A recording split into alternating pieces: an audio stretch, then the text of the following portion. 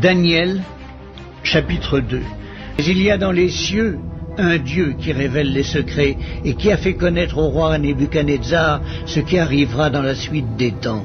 Voici ton songe et les visions que tu as eues sur ta couche.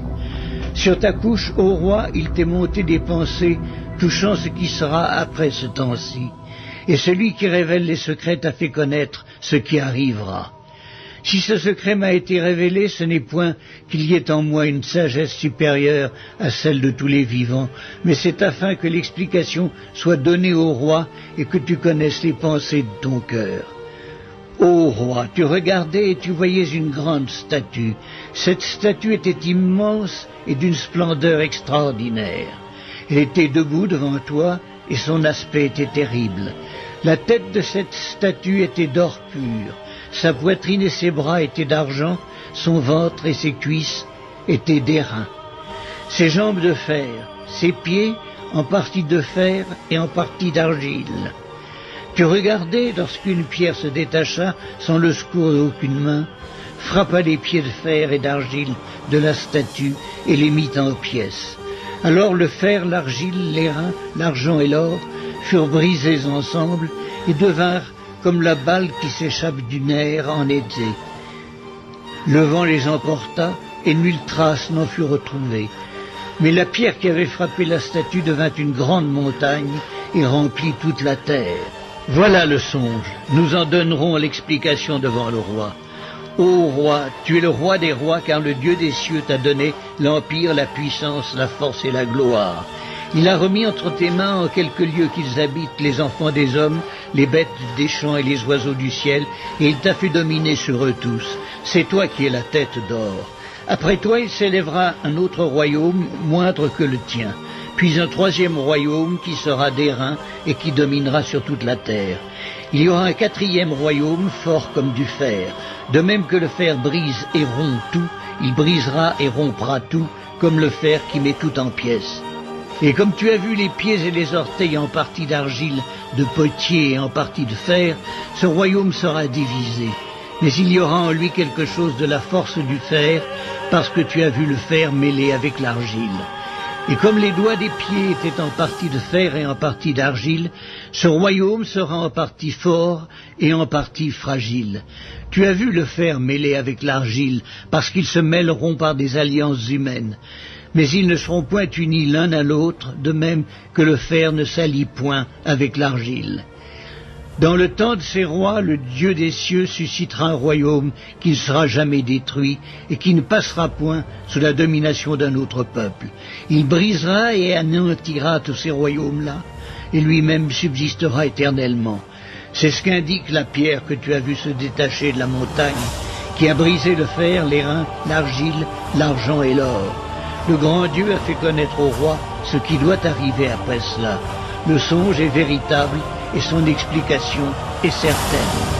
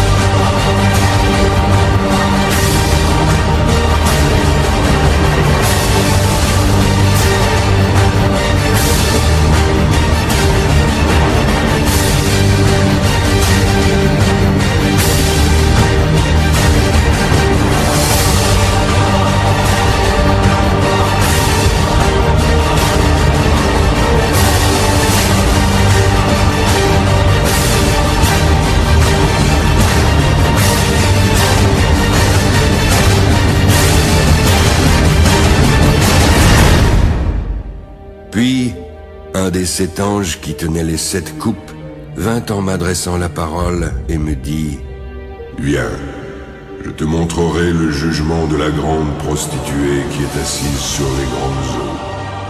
C'est avec elle que les rois de la terre se sont livrés à l'impudicité. Et c'est du vin de son impudicité que les habitants de la terre se sont enivrés. Il me transporta ensuite en esprit dans un désert.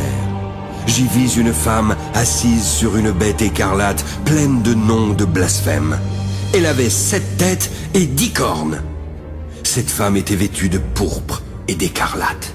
Elle était parée d'or, de pierres précieuses et de perles. Elle tenait dans sa main une coupe d'or, remplie d'abominations et des impuretés de sa prostitution. Sur son front était écrit un nom, un mystère. Babylone la Grande, la mère des impudiques et des abominations de la terre. Je vis cette femme ivre du sang des saints et du sang des témoins de Jésus. En la voyant, je fus saisi d'un grand étonnement. L'ange me dit alors: Pourquoi t'étonnes-tu?